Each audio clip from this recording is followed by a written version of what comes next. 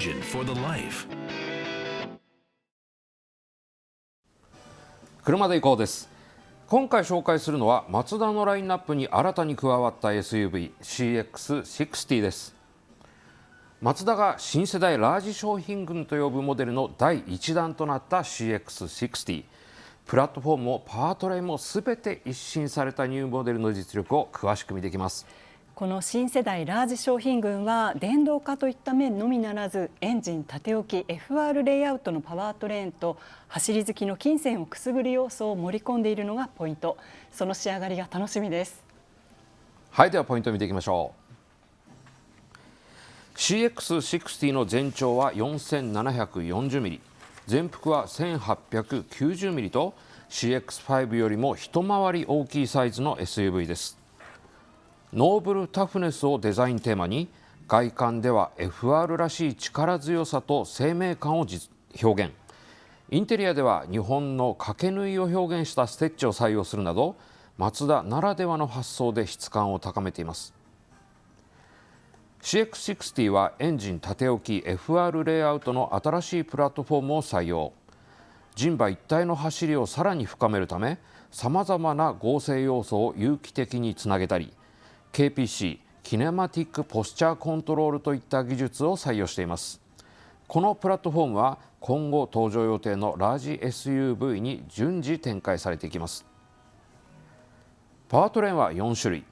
排気量アップと新しい燃焼室構造で気持ちの良いフィーリングと低燃費を実現した直列6気筒ディーゼルのほか、マツダでは初となる PHEV も設定されています。マツダ CX60 の価格帯はご覧の通り、 2.5 リッターガソリンの二輪駆動モデルで200万円台という価格もポイントです。どんな走りでマツダらしさを表現するか楽しみですよね。そうですね。はい、ということでこの後は早速市場に行きます。直列6気筒ディーゼルのマイルドハイブリッドを搭載した四輪駆動のモデルクロス D ハイブリッドプレミアムモダンに試乗します。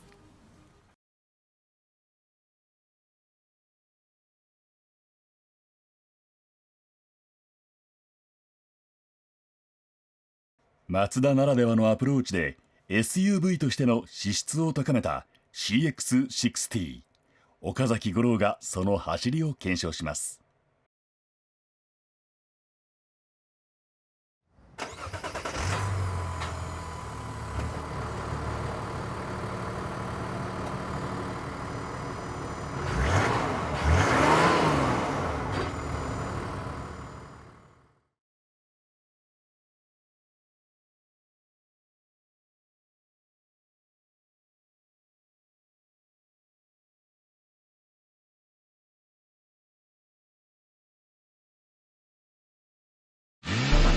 Engine for the Life。 さあ今日は待望のマツダ CX60 に試乗しています。今日乗ってるのは4駆なんですけれども、FR ベースの四輪駆動ということで、基本的なアーキテクチャ、メカニズムが CX5 とは全く異なる、オールブランニューなモデルということになります。しかしこの CX60デザインがまず素晴らしいですよね。なんかこうゴテゴテとしたものは入れてない。でも、非常にすっきりしてる。でも豊かな感じもする、上質な感じもするという、これ高度なデザインだと思うんですが、それをうまくやってますよね。でインテリアなんですけれども、これも素晴らしいですね。このねファブリックのこの飾り縫い、すごく手が込んでますよね。これフェイクじゃないですよ。ちゃんとこれ一本一本糸になってるんですよ。でこういう表現って車の世界で僕はあんまり見たことがなかったんですが、これをやってきてる、さらりと、やってきちゃったあたりすごいなと思います。はい、この新開発の 3.3 リッター直6ディーゼルなんですが、すごくいいエンジンですね。今ちょっと踏んでみますね。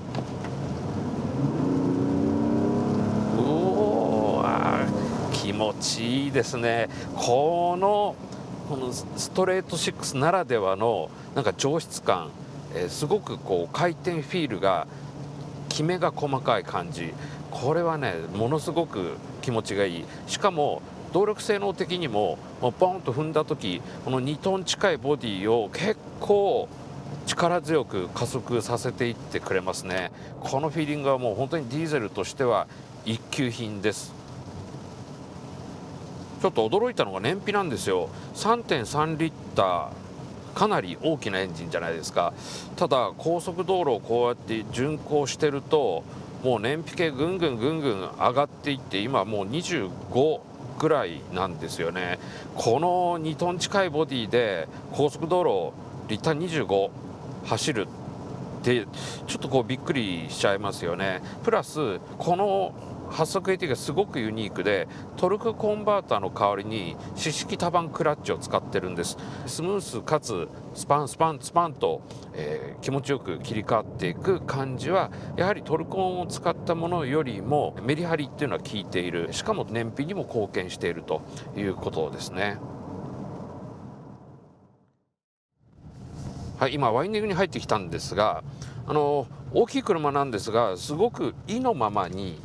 走らせることができるというのが第一印象です。もちろん街中に持っていったら絶対的なサイズというのがやはりこう多少気になってくるんでしょうけれども、ただこのサイズ感ってこの新しいシースルービューっていうねカメラによって相当緩和されると思うんですよ。さあちょっとスポーツモードを選択してみましょうか。こういう道でハンドリング、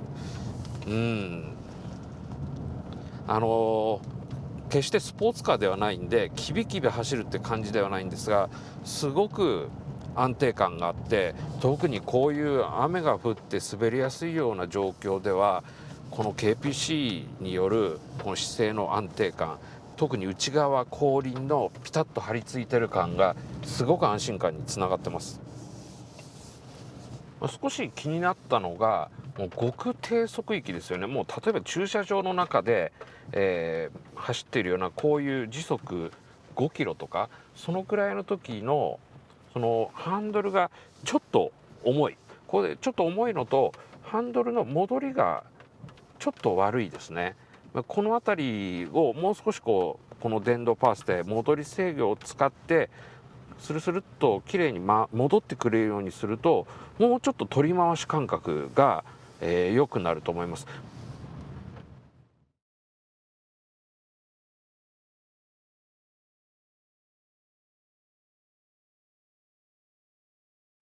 この CX60 なんですけれども、ブランニューをここまでまとめ上げるっていうのは大変だったと思うんですけれども、松田うまくやってきましたね。CX5 と比べると一回り大きくて気軽に乗り換えるっていうわけにはいかないっていうのもあるとは思うんですけれども、この豊かさっていうものを体感しちゃうと、60欲しいなと思っちゃう人がきっと多くなるんじゃないかなとは思いますね。はい、それでは安全性の評価に行きましょう。まずは CX60 このようになりました。よくできましたです。そして燃費なんですけれども、今回は試乗会で取ったんで、満タン法では測定できていません。ただ車載の燃費計によると、リッターあたり17キロ、このクラスこの重量の SUV としては相当いい燃費が出たと思います。ともちゃんどうでした？はい、後席に乗ってみたんですが、前の方に覗くインパネ周り、それからシート贅沢な感じがしましたし、あと上下の揺らぎは許容するものの、横方向に揺られにくくて快適だなって思いました。高速道路なんか走ってる時すっごい快適だね。はいはい、それではここで、ユーティリティチェックに行きます。試乗したモデルとはちょっと趣の違うクロス D ハイブリッドエクスクルーシブモダンで僕がチェックしてきました。はい、まずは乗り込みです。すごく大きい車なので乗り込みは楽ですね。このようにもう天井も高いところにあるんでスッと上半身抜けがいいです。ただしちょっとお子さんなんかには床が高いかもしれません。はい、後席まずは膝前ですが3個ちょっと、3.5 個ですね。で頭上はと言いますと1個入って2個は入らない、1.5 個になります。それ以上にね僕感動したのがこのシートなんですよ。サイズが大きくて座り心地が本当に高級車っぽいですね。はい、ここを開けるとドリンクホルダーがついています。さらにここはすごく綺麗な空調吹き出し口があり、そして USB-C も2個ついていて、さらにここには AC100V のコンセントもついています。はい、ラゲッジスペースです。このようにトンと足のアクションで動くので、両手にね荷物持ってても、開けることができます。大きい車なんでこれ幅あります。それからね奥行きも相当あるんで、これねキャンプなんかにも行きやすいですね。あとこれレバー2つついていて、1個目は押すと真ん中だけ倒れる。そして、もう1個だとサイドが倒れるって、すごくね使い勝手がいいですね。そして後席まで畳んでしまえば、これ何でも入るなっていうぐらいのサイズ感がありました。FR ベースの四駆とはいえ結構使いやすそうな荷室でしたね。そうですね。大きい車なんでそこら辺はすごく使い勝手がいいのと、後席それから助手席なんか座っててもすごいゆったりした車に乗ってるなっていう感覚ありますね。はい、この後はメーカーの開発担当者の方にお話を伺ってます。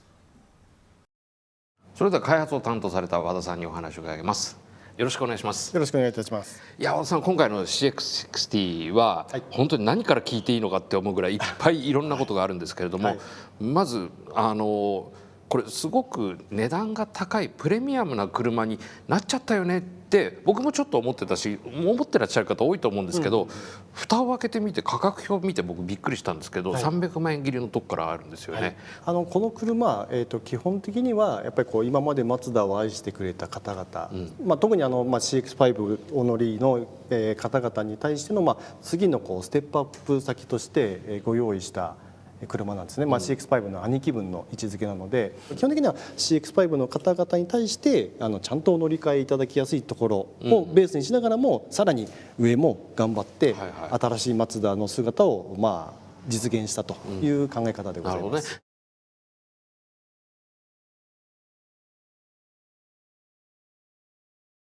今日はプレミアムモダン乗せていただいたんですけれども、インテリアいいですね。あそこはそうですね、魅力的なインテリア揃えてますけども、特に新しいことに挑戦したインテリアがプレミアムモダンになってます。具体的にこだわった部分ってどんな部分ですか？そうですね、いろいろあるんですが、一番分かりやすいのがやっぱりこの、インストルメントパネルのパネルでございますね。通常であれば例えば革を貼るですとか、木目を貼るというパターンで行きがちなんですけども、僕もそれでいいんじゃないかなと思ってたんですけども、デザインがそれじゃあ面白くないしマツダらしくないしということで、いろいろ素材を研究してもらった時に光る布っていうのを見つけてきて、それが四季とか時間によって光の移ろいがあって、布なのに光が変わるみたいな、そこが新しいし今までない表現というのと、よく見ていただくと実は真ん中に隙間が空いていて、そこを縫っていて、革にステッチを打つのではなく、布と布を合わせながらそこを掛け縫いっていうんですかね、掛け縫いで調整するという糸をわざと見せるというところで、その2つで多分新しい雰囲気を醸し出せたかなと。なるほどね。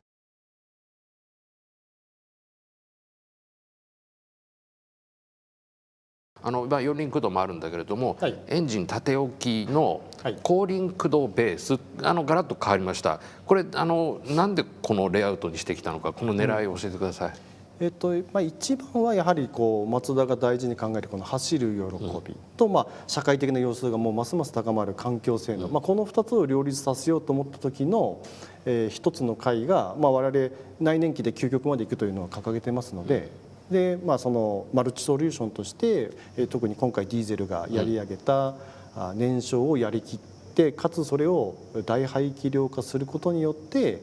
走る楽しさ、コース力化と、クリーンさと、あと燃費の良さ、これを両立するんだというのがありまして、その答えとしてやっぱり縦置き6気筒エンジン、それを直列で配置するのがベストだというのがありました。でこれを、日本とかヨーロッパとか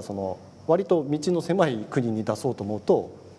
縦に積むしかなかった。そうですね。2メーター超えちゃいますよね、横に積んだらね。超えてしまいます。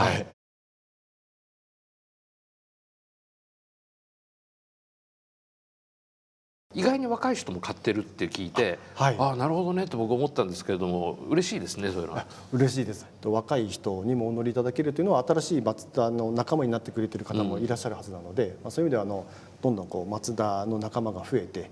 しかもその方たちが年を重ねてご家族形成してという中でも、一生涯ですね、マツダ乗り続けていただける、そういう新しい方が入ってきてくれるというのは非常に嬉しいです。はいですね。今日はどうもありがとうございました。はい、ありがとうございました。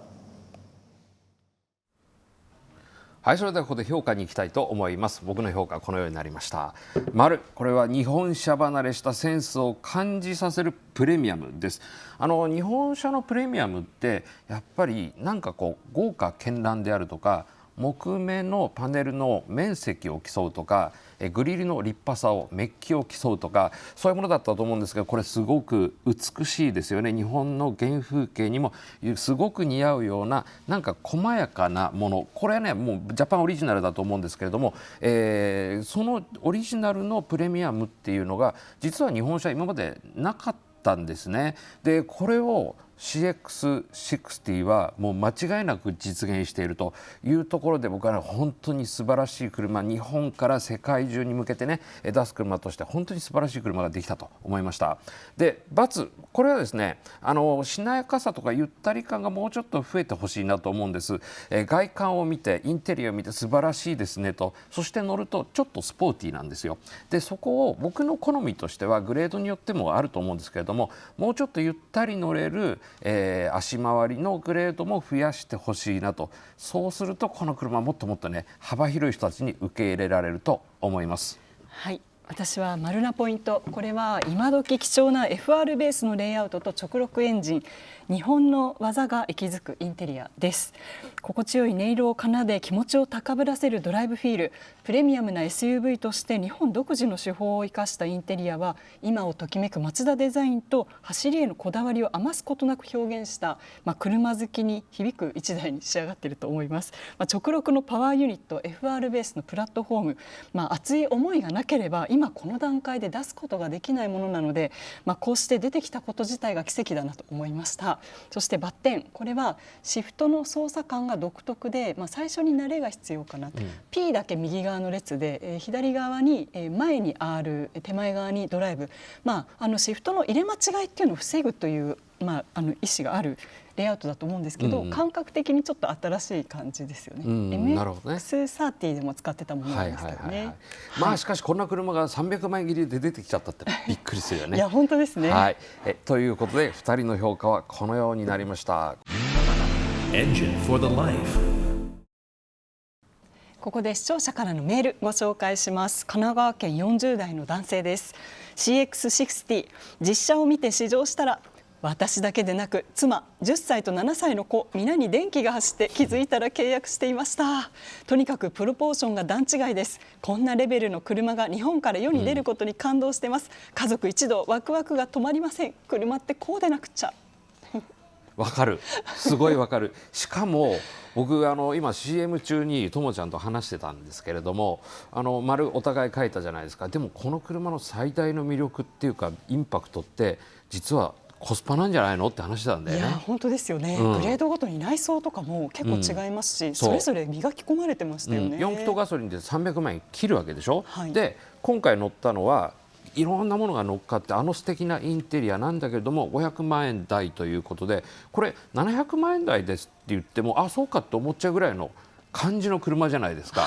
それをこの価格でこのクオリティ出してきたっていうのは本当すごいなと思いますね。ラージ商品群、今後いろんな SUV 出てくるってことなんですが、私は SUV だけじゃなくて、背が低い車もこのレイアウトで作ったら面白いんじゃないかな。確かにね、直録を縦置きにした FR のちょっとスポーティーなマツダ6というかセダンとかね、そういうものなんか出てくると、マツダ好きだけじゃなくて本当に運転好き、車好きの人相当これ湧くんじゃないですかね。これまでプレミアムなものを他のメーカーに求めていた人が戻ってくるきっかけになると思いますよね。そうですね。それではまた来週。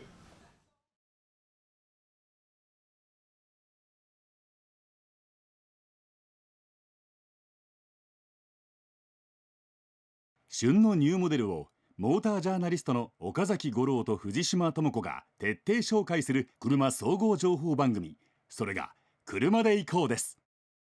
TVK では毎週日曜夜10時、再放送は毎週土曜朝11時で好評放送中です。また番組のホームページからは過去の見逃し配信や放送内容が簡単に検索できます。皆さんのより良い車ライフにぜひお役立てください。Engine for the Life